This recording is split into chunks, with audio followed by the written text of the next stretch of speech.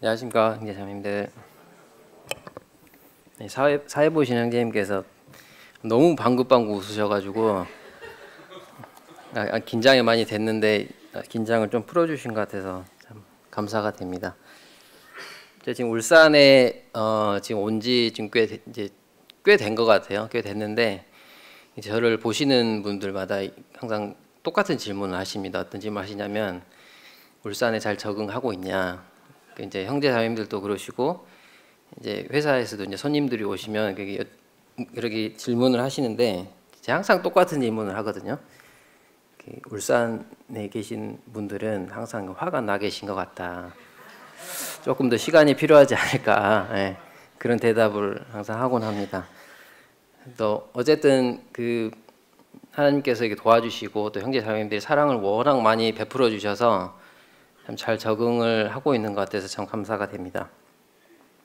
사실 이제 형제님들께서 지금 저에게 간증을 부탁을 하셨는데 고민을 많이 했습니다. 준비하면서도 참 제 안에 형제자매님들과 나눌 수 있는 어떤 선한 것이 있을까, 과연 있을까 아무리 찾아봐도 찾을 수가 없었어요. 그래서 하나님 고민을 많이 하고 기도를 했는데 우리 고린도후서 12장에 이런 말씀이 있잖아요. 나의 연약함을 도리어 자랑한다. 사도 바울 형제님께서 이렇게 말씀하셨는데 내가 부족하고 연약하기 때문에 내가 나눌 수 있고 또 그 나눔으로 인해서 서로가 은혜를 받을 수 있지 않을까, 그런 참 마음을 하나님께서 주셔서 그래도 조금 더 긴장 좀 많이 했었는데 한결 가벼운 마음으로 이렇게 간증을 준비하게 됐습니다. 오늘 준비하는 말씀이라기보다 그냥 가볍게 간증은 제목은 여기 보시다시피 이제 광야에서라는 말씀으로 교제를 나누고 싶습니다. 아시는 분은 아시겠지만 저는 이제 건설회사에서 이제 근무를 하고 있는데요. 2019년도에 회사에서 정말 진짜 청천벽력 같은 소식을 들었습니다. 그게 뭐냐면 알제리, 이게 북아프리카에 있는 알제리로 발령이 났다는 이런 소식을 저한테 전해주더라고요. 그래서 사실 저에게 너무 이제 생소한 나라였습니다. 알제리라는 나라 뭐 축구할 때나 좀 봤지 뭐 들어보지도 못하고 가보지도 못하고 이런 나라인데 알제리로 가서 근무를 해야 되는데 한 3년이 넘도록 그곳에 이제 근무를 해야 되는 이런 거더라고요. 근데 이제 알제리는 물론 많이 생소하시겠지만 제가 위에다 지도를 올려놨거든요.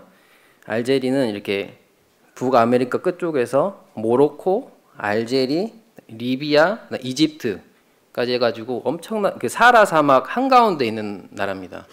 근데 그 한가운데 있는 나라에서 3년이 넘도록 이제 근무하게 되는 이제 발령을 받아가지고 근무를 하게 됐는데 참 알제리로 가는 길도 참 험난했습니다. 한국에서 프랑스로 가서 프랑스에서 알제리로 가서 알제리에서 다시 경비행기를 타고 이제 사하라 사막 한가운데로 이제 들어가야 되는 이런 코스라서 한 36시간 정도 비행기를 타고 갔던 것 같거든요. 여기 보시면 여기 나와 있는 사진이 제가 그 경비행기를 타고 사하라 사막으로 들어가면서 공중에 직접 찍은 사진입니다. 어떠세요? 좀 황량하죠? 진짜 황량한 곳입니다. 알제리 공항에 내려서 이제 경비를 타고 사하라 사막에서 딱 내리는 순간 진짜 생전 경험해 보지 못한 엄청나게 뜨거운 열기, 또 모래폭풍, 그 한가운데 서 있으면서 제가 가장 먼저 했던 생각은 뭐냐면 여긴 어디인가? 나는 누구인가? 이런 생각을 먼저 딱 하게 됐어요. 정말 비행기 문을 다시 열 수만 있다면 다시 들어가서 한국으로 가고 싶다는 생각이 진짜 꿀 같았습니다.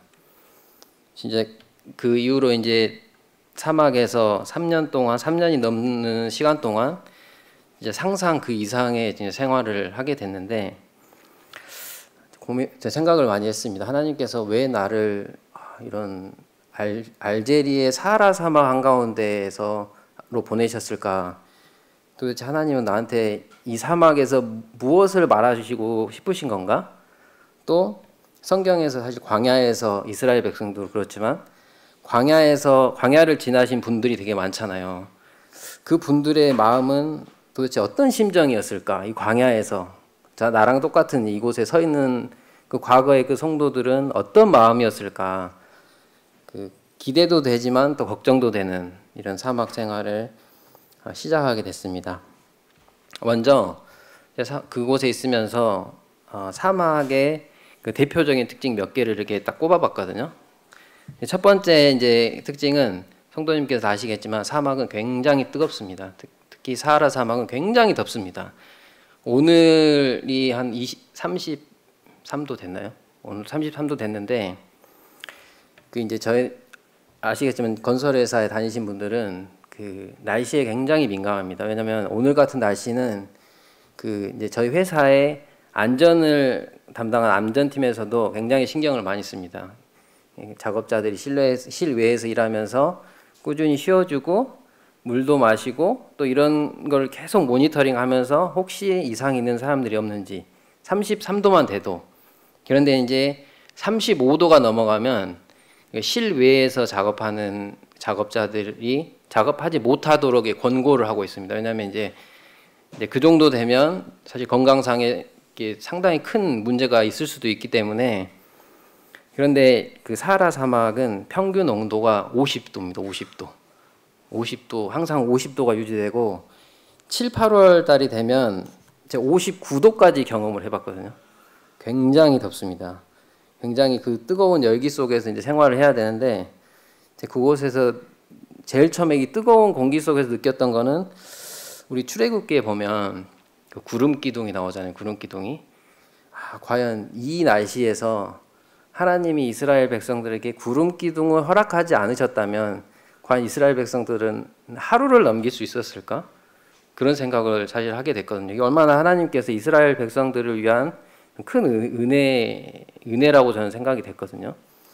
또 두 번째 이제 요나가 그 니느웨 백성들이 이제 멸망하는 것을 이제 구경하기 위해서 광야에서 그 이제 박농꿀 그늘 아래서 이렇게 구경하고 있을 때 하나님이 그 박농꿀을 이렇게 취해 가셨잖아요. 뜨거운 열기에 말려서 취해 가셨는데 요나가 그때 하나님께 한 말씀이 뭔 차라리 죽게 해주세요. 이렇게 차라리 죽는 게 낫겠습니다. 이렇게 투정을 부렸는데 이게 투정이 아닐 수도 있겠다는 생각을 했습니다. 정말 그 59도, 60도의 온도에서 내가 의지하고 있던 그늘이 없어졌을 때 요나가 느꼈을 그 생명의 위협, 저는 어마어마했을 거라고 생각이 들거든요. 참 그 사람의 인내, 믿음이나 나 신앙을 떠나서 사람의 인내를 뛰어넘는 그 온도, 정말 하나님이 도우시지 않았다면 이스라엘 백성들이 40년을 그곳에 생활할 수 있었을까 그런 생각을 하게 됐고 또 두 번째 역설적이게도 사막은 굉장히 춥습니다. 해가 이제 지기 시작하면 굉장히 온도가 떨어지거든요. 이제 저희 회사에서 매뉴얼을 저희가 받고 사하라 사막에 가는 이제 직원들 꼭 챙겨야 될 준비물 중에 하나가 전기장판입니다. 제 처음에는 의아했죠. 이렇게 더운 사막에서 전기장판이 과연 필요할까? 근데 저녁이 되니까 바로 필요하다는 걸 느꼈습니다. 히터를 방에 틀고 전기장판을 깔지 않으면 잘 수 없는 추위. 엄청 춥더라고요. 그래서 참 사막은 뜨겁기도 하지만 춥기도 한 또 저녁에는 하나님께서 이스라엘 백성들에게 그 불기둥을 딱 비춰주셨잖아요. 이게 얼마나 하나님의 세심하고 따뜻하고 정말 잘 아시는 사람들이 이스라엘 백성들이 저녁에 불기둥이 없으면 잘 수 없겠구나 아니면 죽을 수도 있겠구나 하나님이 얼마나 따뜻한 그런 세심한 배려였는지 생각하게 됐고요. 그 세 번째로는 가장 대표적인 것 중에 하나인데 물과 음식을 사막에서는 구할 수가 없습니다. 정말 그 출애굽기 시대 보통 제가 말하는 한 3,500년 전도 광야나 사막에서는 먹을 것과 물을 구할 수 없겠지만 지금 이 시대에 똑같습니다. 사막에서는 정말 아무것도 없이 아무것도 구할 수 없습니다. 그래서 저희 회사에서 그 이제 식료품이나 물을 유럽에서 이렇게 다 수입해 와가지고 캠프를 차리고 식당을 짓고 한국에서 요리사가 와서 그렇게 이제 이렇게 해주거든요. 근데 참 그곳에서는 뭔가 하나 얻을 수 있는 게 정말 없더라고요. 그래서 우리 2020년도죠. 2020년도에 정말 다시는 기억하기 싫은 코로나 사태가 이제 딱 터졌는데 유럽에서 우선 문을 이렇게 닫혔습니다. 수입을 못 오게. 근데 설상가상으로 알제리 정부에서도 항구와 공항을 완전 폐쇄했습니다. 그러다 보니까 이제 수입이 안 되는 거죠. 뭐 들어올 수가 없게 되는 상황이 되다 보니까 저희 이제 본사에서나 또 현장에서는 난리가 난 거죠. 이제 이게 어떻게 되는 거 아닌가. 여기 엄청나게 혼돈 속에 빠지더라고요. 뭐 직원들도 그렇고 뭐 본사에서도 그렇고. 근데 하나님께서 참 은혜를 베풀어 주셔가지고 참 굶거나 목마르게 하진 않으셨는데 정말 우리 이스라엘 백성들이 그 광야 생활을 하면서 참 목마르고 먹을 것이 없는 상황에서 하나님을 원망했잖아요. 근데 이게 그냥 이스라엘 백성들이 믿음이 없어서 하나님을 원망했을까?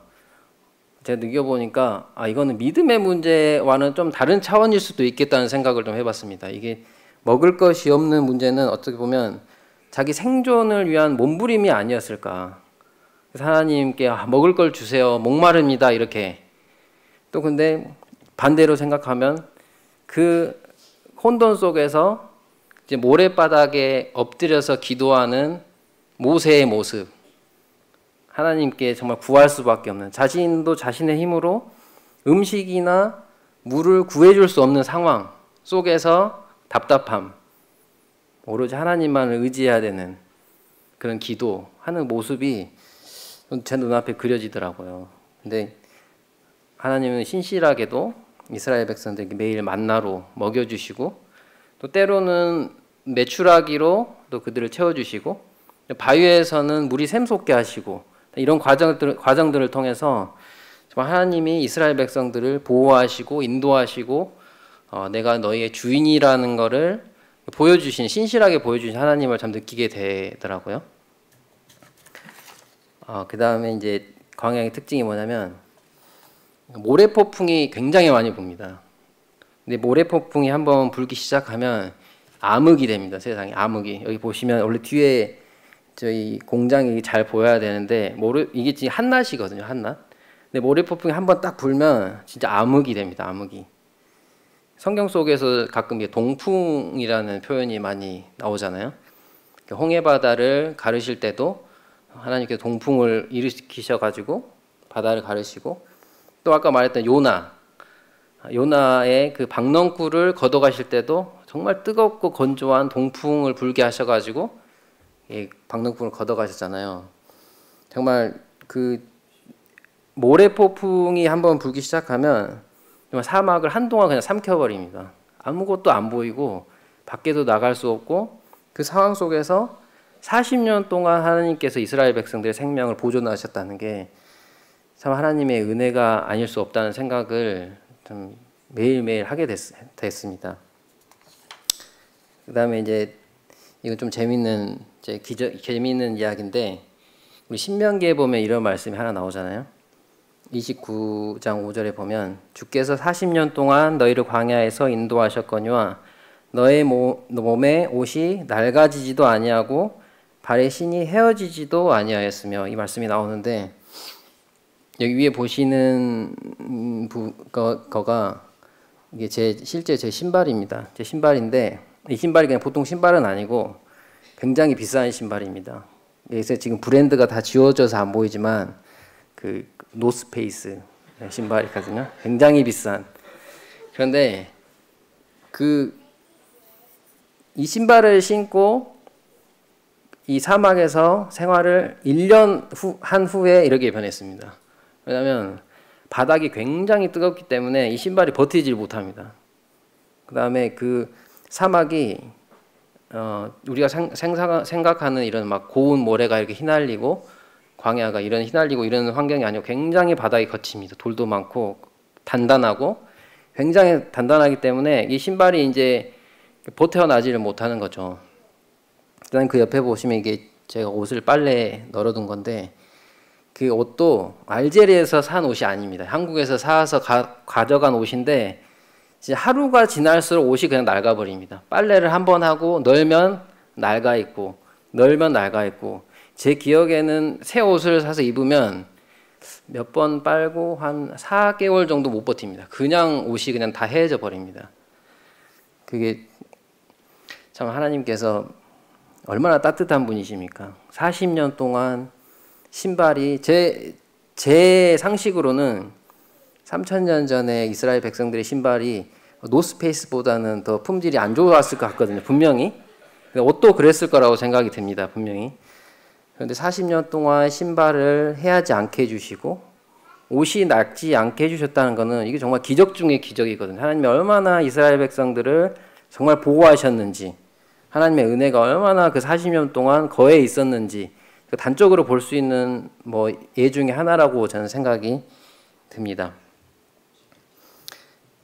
그렇다면 이제 하나님께서 이스라엘 백성의 이 진짜 거친 광야에서 무엇을 말하고 싶으셨을까? 어떤 거를 가르치시기를 원하셨을까? 제가 사실 곰곰이 생각을 해봤는데 또 지금 사는 우리 형제 자매님들, 이 시대에 사는 형제 자매님들께 하나님께서 이 말씀을 통해서 무엇을 알기를 원하실까? 무엇을 말해주시고 싶으시기를 원하실까에 대해서 생각을 해봤는데 사실 지금의 시대가 굉장히 어둡고 악하고 정말 험난합니다. 뉴스를 틀어보면 우리가 생각했던 상상 이상의 일들이 있으니까 뉴스에 나오잖아요. 정말 험하고 악하고 음란한 세대를 저희가 지금 살고 있는데 광야 어떻게 생각하면 광야보다 더 험난한 세월을 우리 형제 자매님들이 사시고 계시다는 생각을 하게 됐거든요. 근데 과거의 이스라엘 백성에게도 그렇고 지금 이 시대를 살고 있는 우리들에게도 그렇고 하나님께서 어떤 말씀을 우리에게 처음으로 하고 싶으신지 그래서 말씀을 제가 써봤는데 여인이 어찌 그 젖먹는 자식을 잊겠으며 자기 태에서 난 아들을 긍휼히 여기지 않겠느냐. 그들은 혹시 잊을지라도 나는 너희를 잊지 아니할 것이라. 내가 너를 손바닥에 새겼고 너의 성벽이 항상 내 앞에 있나니.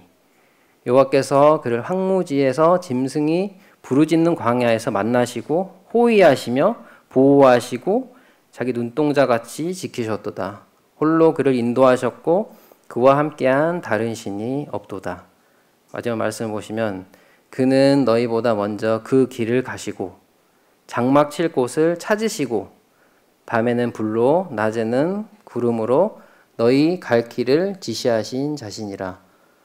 말씀해 보시면 하나님이 이스라엘 백성들에게 정말 먼저 가르치고 싶으셨던 것, 또 이 시대를 살고 있는 저희들에게 하시고 싶은 말씀은 무조건적인 공급과 보호하심이 아닐까 하는 생각을 저는 해봤거든요. 정말 하나님께서 선택하신 백성들에 대한 하나님의 마음은 정말 무조건적인 것입니다. 뭔가 저에게 바라시거나 저에게 원하시는 조건적인 보호하심과 인도하심이 아니고 그냥 무조건적인 부모가 자식을 향하는 마음. 우리 이제 자녀들을 가지고 계신 형제 자매들은 아시겠지만 자녀들을 향한 저의 마음은 정말 무조건적인 것이잖아요.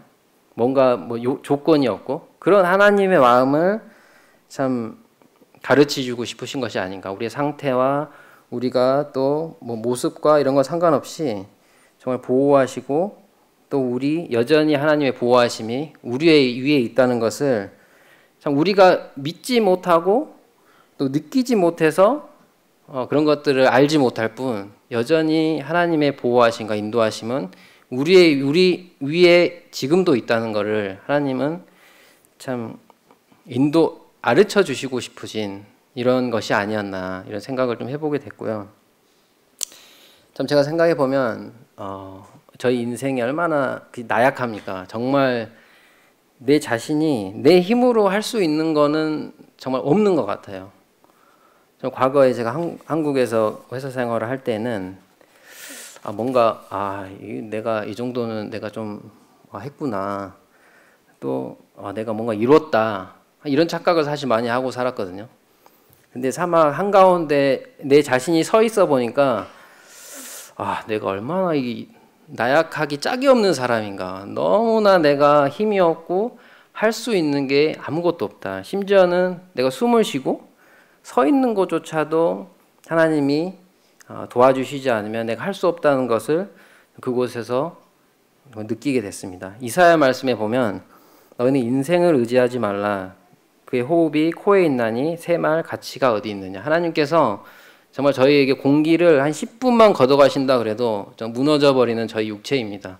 저희 육체가 저희 인생이 정말 나약하고 참 힘이 없는 그런 모습인데, 참 인생을 의지하지 않고 좀 하나님의 자녀가 된 우리의 모습, 또 우리의 상황이 정말 얼마나 안전한 상황인가, 얼마나 완벽한 상황인가, 매일매일 그 사막에서 참 감사하는 그런 것을 느끼게 됐습니다. 혹시 저도 그렇겠지만 형제 자매님들 중에 정말 아무도 모르는 아픔이나 슬픔이나 또 걱정이나 풀릴 것 같지 않는 이런 문제나 그런 어려움에 봉착하신 분들이 혹시 계십니까? 혹시 하나님의 관계 가운데서 침체를 겪고 계시거나 또한 실망을 겪고 계신 분이 계실 수도 있겠지만, 하나님은 아시는 것 같이 형제 자매님들의 마음을 형제 자매님들보다 더 잘 아십니다. 히브리서 말씀에 보면 우리에게 있는 대제사장은 우리의 연약함을 동정하지 못하실 리가 아니요 오직 모든 일에 우리와 똑같이 시험을 받으시니로되 죄는 없으시니라. 예수 그리스도께서 정말 육신을 입으시고 저희의 연약함과 저희의 배고픔과 목마름과 저희 슬픔과 걱정을 몸소 체험하신 분이시잖아요. 예수 그리스도께서 우리의 그런 연약함을 모르시지 않는다고 저는 생각을 하거든요. 왜냐하면 본인이 그걸 겪으셨고 또 본인이 또 십자가의 길을 가셨기 때문에 우리의 모든 어려움을 하나님께서 다 아시잖아요. 뒤에 말씀에 보면 그러므로 우리는 긍휼하심을 받고 때를 따라 돕는 은혜를 얻기 위하여 은혜의 보좌 앞에 담대히 나갈 것이니라. 우리는 하나님께서 보호하시고 인도하시는 가운데 하나님께 나가기만 하면 되는 이런 존재로 하나님께서 저희를 세워주셨습니다.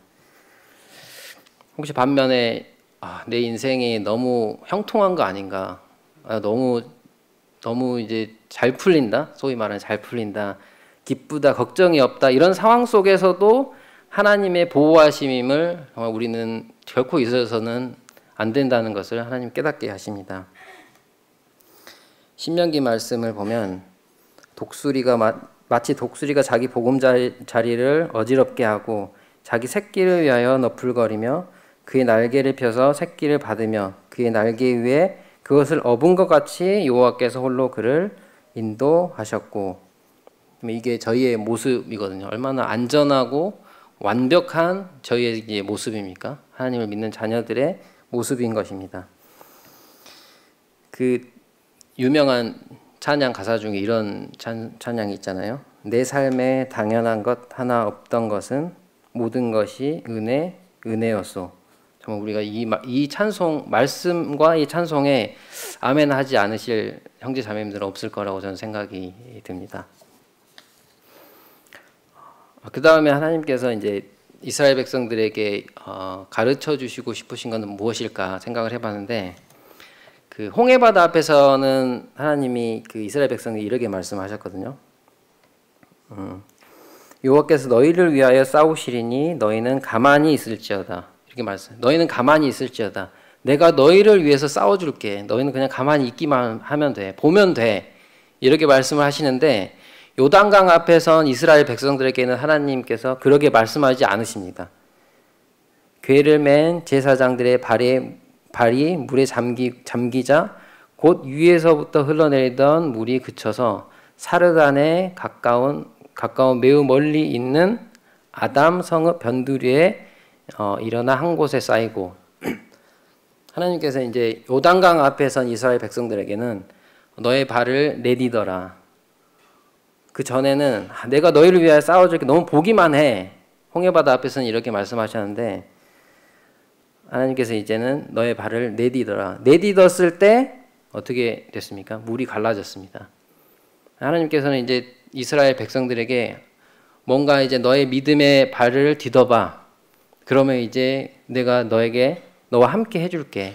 먼저 너의 발을 디뎌봐. 또 여리고성의 앞에 있는 이스라엘 백성들에게 하나님이 여리고성을 그냥 무너뜨려 주시지 않았거든요.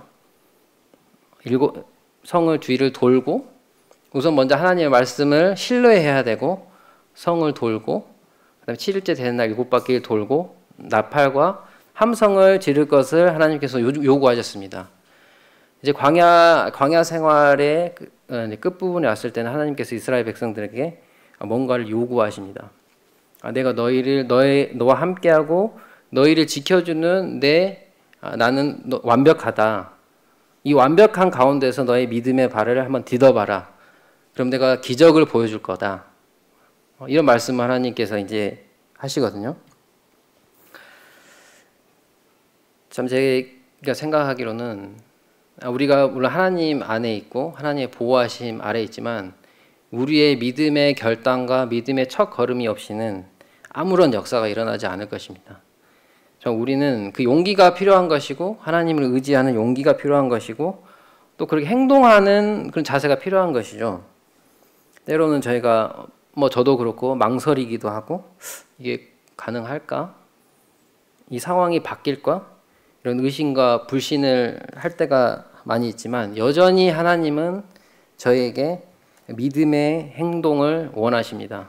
요구하시고 원하시고 믿음으로 나아가라고 하나님 저에게 도전하시는 것이죠. 우리에게 있어서 믿음은 결코 허상이 아닙니다. 정말 내 상상 속에 있는 이런 모습이 아니고 우리의 상식과 우리의 이성 안에 갇혀있는 그런 것도 아니죠.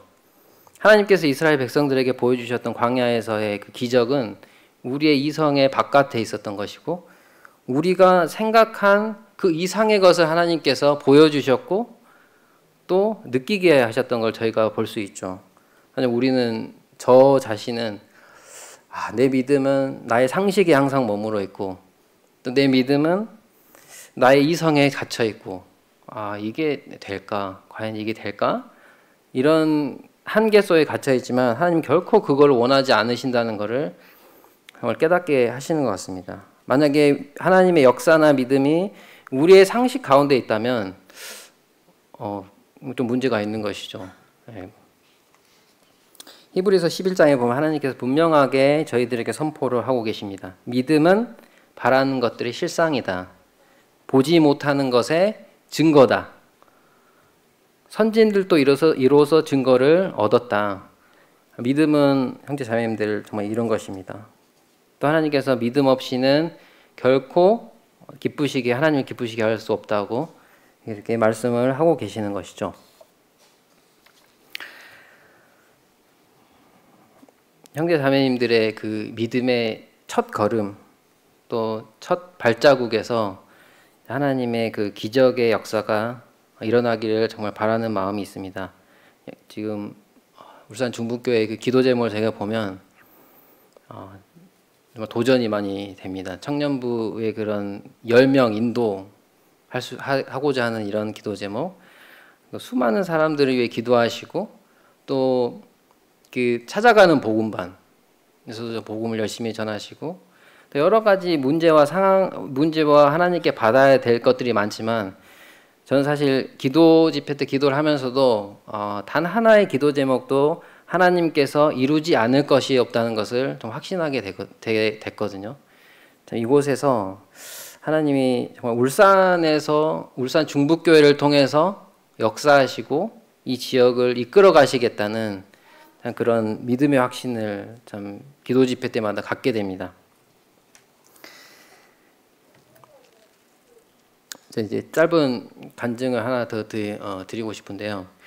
사실 제 마음 속에 그 한 가지 그 무너지지 않는 그 여리고성 같은 이런 문제가 하나 있었습니다. 그게 뭐냐면 저희 회사에서는 제 복음을 정말 못 전하겠더라고요. 회사에서는 정말 제 친구들이나 저희 가족들, 지인들에게는 열심히 전할 수 있겠는데 뭔가 회사에서는 내가 복음을 진짜 실제로 이렇게 하나님을 전했을 때 혹시 내가 진짜 오랫동안 10년이 넘게 쌓아온 인간관계 혹시 흐트러지지 않을까?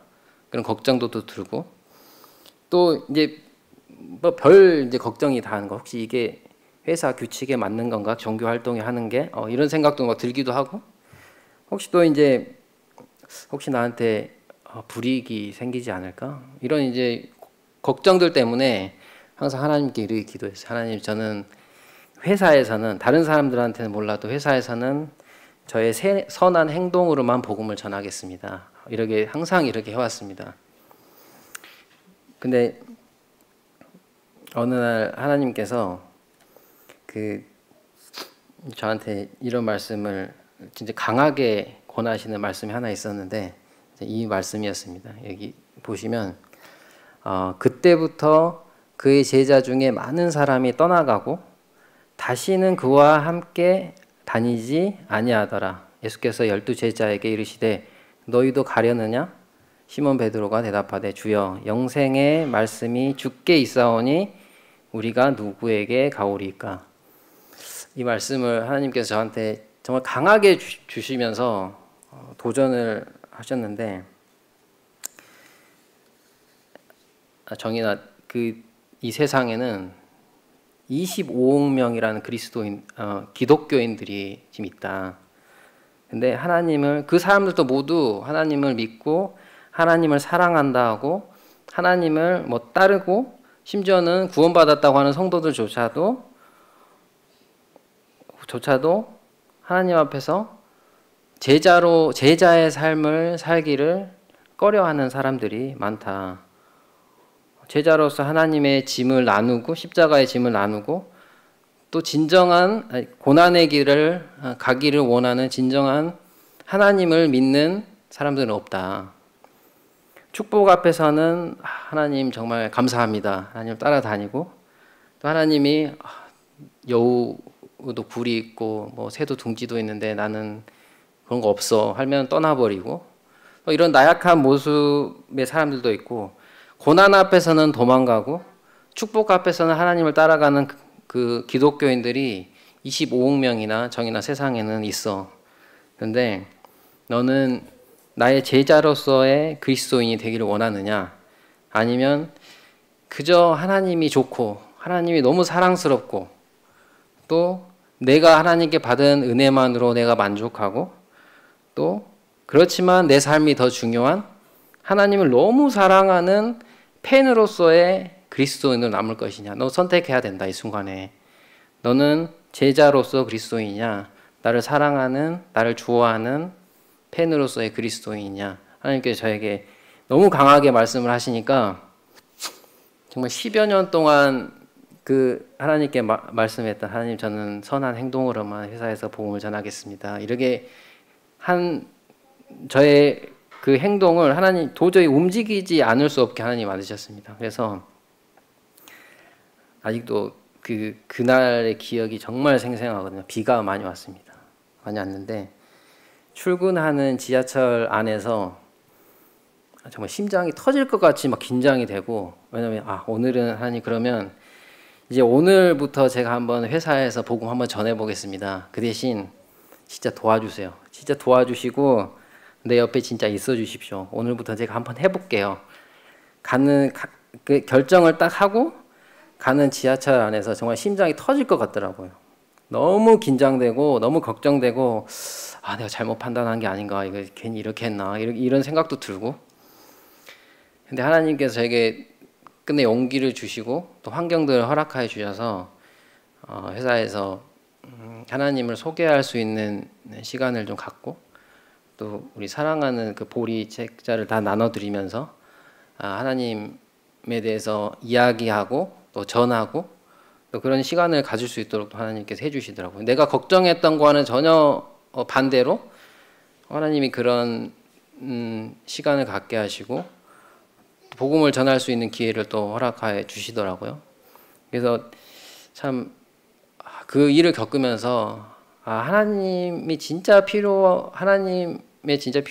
그리스도인은 그냥 단순히 하나님을 사랑하고 좋아하고 하나님을 따라다니는 이런 그리스도인이 아니고, 내가 하나님의 십자가를 나누고 하나님의 그 고난을 함께하는 그리스도인으로서의 제자로서의 그리스도인을 하나님이 원하시는구나. 정말 그때 깊게 느끼게 됐습니다. 하나님이 저에게 결코 실망을 안겨주시는 분은 아니시더라고요. 그러니까 그때 참 이런 여러 가지 일을 겪으면서 하나님이 저희에게 말하고 싶으시고 가르쳐 주시고 싶으신 게 하나님의 완전한 보호하심, 또 그 보호하심 아래에 있는 저희의 믿음의 한 발짝을 통해서 역사하신 하나님, 참 이런 것들을 하나님께서 쭉 경험하게 하시면서 나의 그 신앙을 자라게 하시고 또 하나님에 대해서 더 알게 하시고, 참 그런 하나님에 대해서 느끼게 됐습니다. 제가 이번 주 일요일에 맞죠? 침례 그 간증을 했잖아요. 근데 너무 제가 감동을 많이 받았습니다. 근데 한 분이 이런 믿음의 고백을 하셨어요. 요한복음 1장 12절 말씀인데, 영접하는 자 곧 그 이름을 믿는 자들에게는 하나님의 자녀가 되는 권세를 주셨으니, 우리 모두는 하나님의 그 자녀의 권한도 받았고 권력도 받았고 권위를 위임받은 사람입니다. 하나님의 은혜죠. 모든 것을, 하나님이 가지고 있는 모든 것을 자녀로서 누리고 있는 사람입니다. 얼마나 저희가 큰 것을 누리고 있고 앞으로 우리가 누리게 될 것들은 얼마나 더 크겠습니까? 우리가 천국을 아직 가서 하나님을 대면해 보지 않았기 때문에 우리가 모르는 것뿐이지, 지금 우리의 삶도 그렇고 앞으로는 정말 큰 것을 하나님께서 저희 앞에 준비해 놓으시고 계실 거예요. 모든 것을 은혜로서 자녀가 되는 진짜 권세를 주신 거죠. 저에게. 저는 권세를 받은 사람입니다.